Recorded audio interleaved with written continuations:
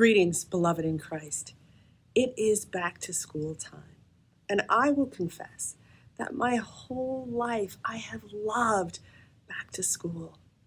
I have loved the concept of new pens and new journals, of learning new things, and best of all, new books. In my adult life, back to school time has been a time for me to pick out the books that will nourish me in this season. In this modern era, many of my books are on my phone. I have audiobooks and I have Kindle books, but every now and then I want to go old school, and so I have paper books. I want to take this opportunity to share with you the books that are going to be feeding me this season. The first book is an audiobook by Catherine Stewart called The Power Worshippers. It was a book recommended by the Right Reverend Alan Shen to the bishops who gathered for a recent ordination.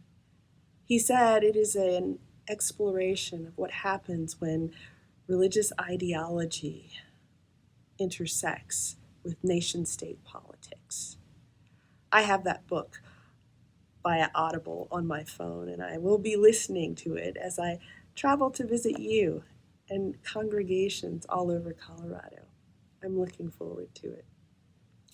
The other book on my phone is a Kindle book called The Daughter of Dr. Moreau by Sylvia Moreno Garcia.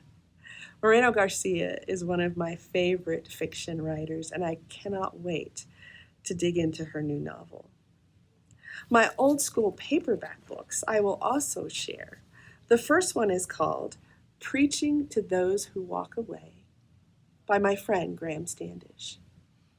In this book, Graham takes up the task of the preacher in a world of increasing nones, those who claim no affiliation, and how we can speak the word of good news that we're called to speak to them. The other book is called The Making of Biblical Womanhood by Beth Allison Barr. Dr. Barr is a professor at Baylor University, and I can't wait to explore her understanding of what womanhood and biblical womanhood and how those concepts have been shaped in our modern world. Finally, I have a book of poems called Backwater Sermons by Jay Holm. These books are going to keep me busy, and I hope that you will find ways to let books affect your life. Books can be a gateway to imagination. And for we who are baptized, part of our call is to open our imagination to see possibilities, divine possibilities in our midst, to be a part of the holy imagination for what it means to renew and reconcile this world.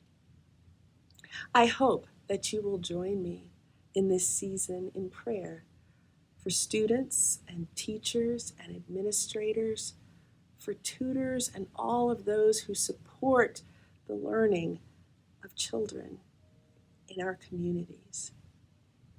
And I hope that you will find a book to inspire you, a book to intrigue you, inform you, to spark your imagination.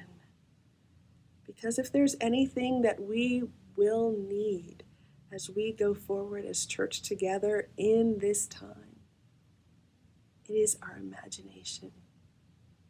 It is our determination to see new possibility. Blessings.